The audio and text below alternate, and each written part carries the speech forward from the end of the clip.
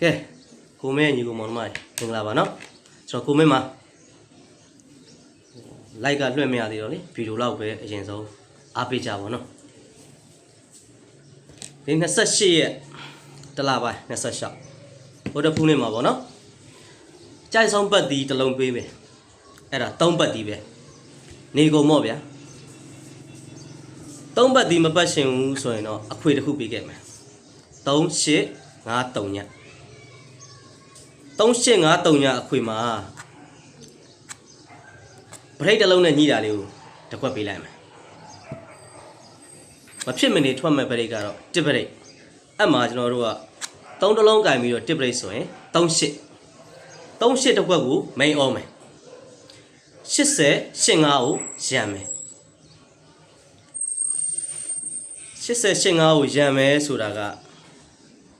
ပြန်ကြမှာရထားတဲ့ခဏန်းမို့လို့နော်ကြံရက်ဒီမှာတော့ငွေရမယ့်ခဏန်းကိုထပ်ပေးမယ်ဒီနေ့နေ့တိုင်းမှာပတ်တီးကစားမဲ့သူတွေက3ပတ်တီးကိုပတ်တီးမစော့ချင်ဘူးဟေ့ဆိုရင်တော့ကျွန်တော်တို့အခွေ၄လုံးခွေမယ်3853ညအခွေအမှမှာကျွန်တော်တို့တင်ရမယ့်ခဏန်းက38နော်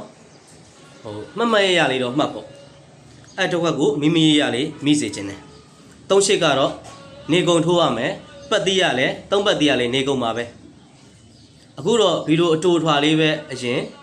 ဖြစ်လိုက်မယ်ဗျာပြီးရင်ကျွန်တော်ရဲ့အကောင့်လေးကို subscribe လေးတော့နှိပ်ပေးကြအောင် like ကလွှင့်လို့မရသေးဘူး subscribe နဲ့နေလို့လေနော်ကဲအားလုံးပဲမင်္ဂလာပါပဲနောက်မှဆုံမယ်